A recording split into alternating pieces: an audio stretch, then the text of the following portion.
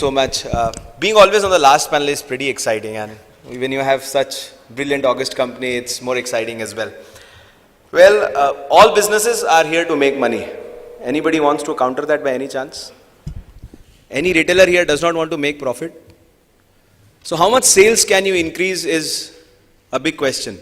You keep on increasing sales, it's extremely competitive all the time. So what's the solution for that? The solution is to reduce costs, manage your expenses. And retail obviously is one such industry which is not averse to it. We all need to do that in retail as well. So this evening we have 6 financial wizards who are going to cast their spells. They're going to use their magic wand and tell us how to manage expenses so that everybody becomes profitable. So is that exciting? Can I have a yes on that? Very good. So the lunch was very good, so the yes is not so buoyant. So ladies and gentlemen, the real estate scenario has changed drastically, and the biggest bucket of expenses, the first bucket, includes a very important factor. And I would want the opinion of all the panelists here on the rentals, which forms one of the biggest chunk of expenses in retail. That what has happened and how have they worked on the rentals to reduce their expenses, reduce their costs. What have they done? Can we have opinion from everybody?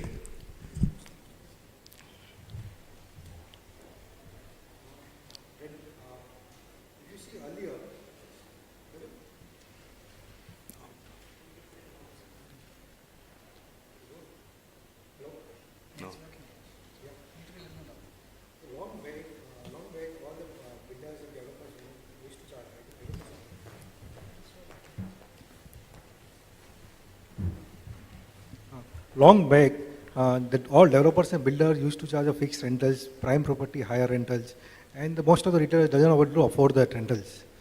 So after 2008 recessions, people started moving into that because now people are developer and retailer are seeing the partnership in between the two, and we have come across new innovations and new type of revenue share dealing. In 2008, we have done many revenue share dealings. Ultimately, if I am not able to wanted to go to a particular mall, and developer want me to come into that mall, and developer agree for the revenue share. But if I earn, he will get the rentals. If I am not able to earn, he will not get the rentals.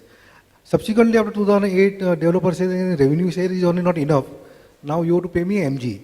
So we say, okay, chalo, I am able to afford at 50 rupees. You are asking 100 rupees. I am not able to afford a 50. I will give you 50 MG, and if I am able to get a higher share, I will give you a MG plus revenue shares. After that, nowadays, developer started saying, MG or rental fixed rentals that 100 rupees. And now I require a revenue shares.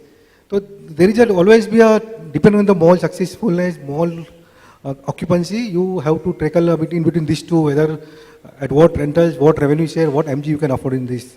But besides that MG, there are many other operational costs in this mall. Like example, the camp. No one able to find a solution for the common area maintenance. Everyone is bleeding in the common area maintenance because common area maintenance become like a rental, big amount of rentals. We try to tackle out by capping most of the developers. There is a cap amount. We are not able to pay a higher rental, a higher camp above particular limits. And we also mentioned the audit rights. But the audit rights we are not able to successfully because we don't have a bargaining power in the one particular mall. There are hundreds of retailers, and we alone cannot fight with the audit rights.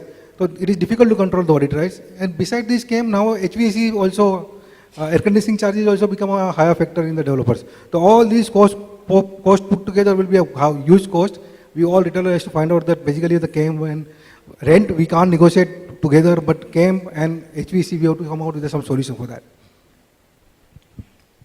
Here I will take the rentals slightly differently. I will see that whether the square feet area what you are presently occupying, is it sufficient, is it less or more, whether you are on the high street or whether your business requirement is the same location which you want to be, and how are the cost metrics is working out. So whether it is square feet, you want to go for the higher, say 150, 200, 250. Smaller it is the size, less is the rental ratio to the sales. So ultimately your store level profitability has to be measured, and then see whether the rentals or the shop is viable or not. So basically you have to see the angle whether the business makes sense from that locality. And ultimately if the market is moving, market is growing, then you have to negotiate hard for the rentals whenever, whether it is a renewal date, whether it is a mall space. So whatever model works best, you have to move in that direction. You have to open your eyes because you are a business leader. You are not only just a rent paying company. Revenue sharing is one which he spoke about. It's more important how we are able to show value to the landlords or developers, that how we as a retail chain will bring value to their mall or to their property, and thereby try and demand a better value in terms of rent, so that it's a win-win situation for both of us.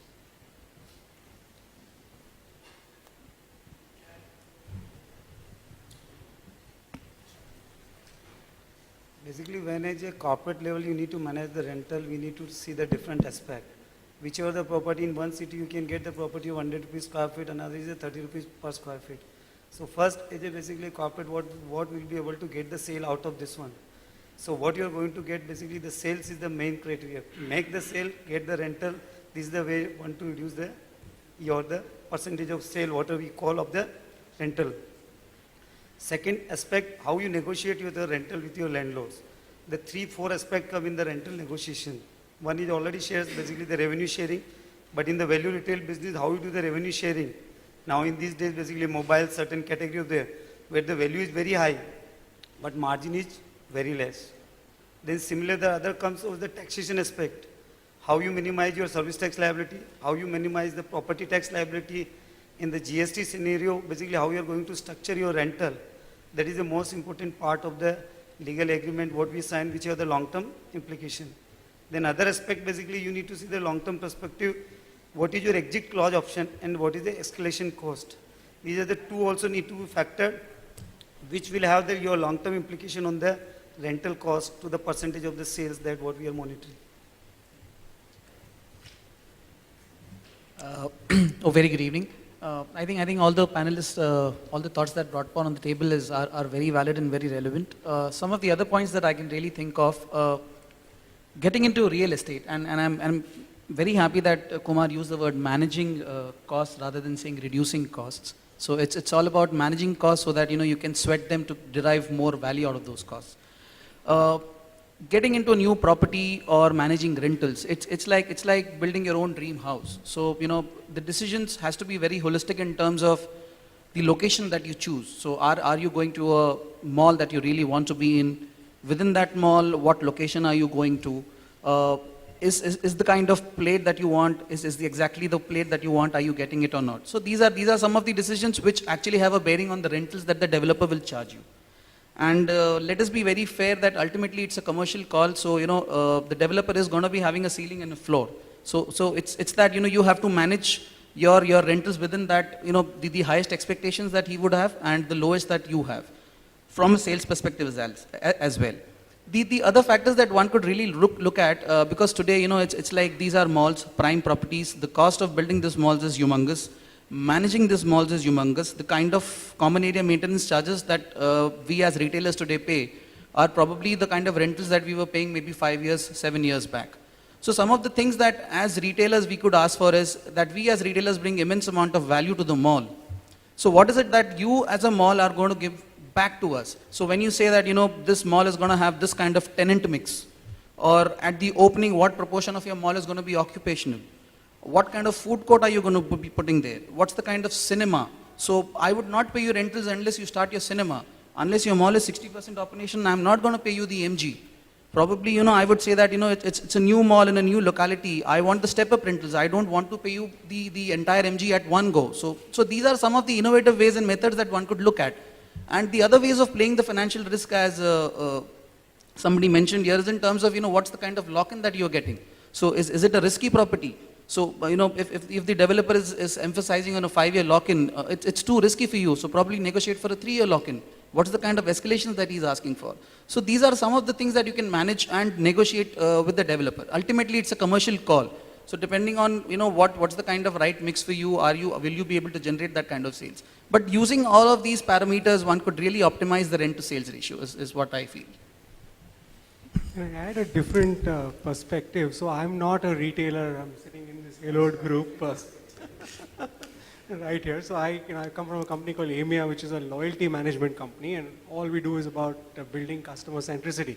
So I'll give you another view. You know, obviously the CFOs here from the retailers are doing their best job at negotiating rents and aligning them, with the revenues and with the marketplace in terms of what the numbers are out there. What is in your control, though, essentially, is rent as a percentage of sales is what you're tracking, and sales arguably you can influence as a retailer, and you have some levers. Amongst those levers, one of the new levers that is gaining a fair amount of traction is building customer engagement, and loyalty is one of them. Again, could be points or non-points based programs, but something then which you recognize your customer and or reward your customer to build engagement. What that means essentially is if you're doing 7,000 rupees per square foot today, and you are getting that from 3 million customers whom you're converting walking into your store, the question is, can you, one, have more people from your catchment area walk into your store? What are you offering them to do that? And two, from the 3 million who are walking in, for example, can you have them buy more from your store? And how do you upsell them, or how do you cross-sell them across your different categories? And essentially, using data analytics and using a communication channel like a loyalty program, which people listen to, these are tools that are available today to increase your ability to get a larger share of wallet from your customers. Therefore, larger revenue from the same rental store that you are occupying. So to give you an idea, and just in terms of a global number, we've done a lot of work with retailers around the world. Sainsbury's is the second largest grocer in the UK. Some of these numbers are public that I can talk about. Something that we did with them by launching a coalition program called Nectar with them was drop their promotions cost from 32% to 27%, wherein their like-for-like sales went up during the same period higher than that of competitors. So that is how you're actually sweating your asset, something that Neeraj said. That is the same way of solving the same problem, one of the levers.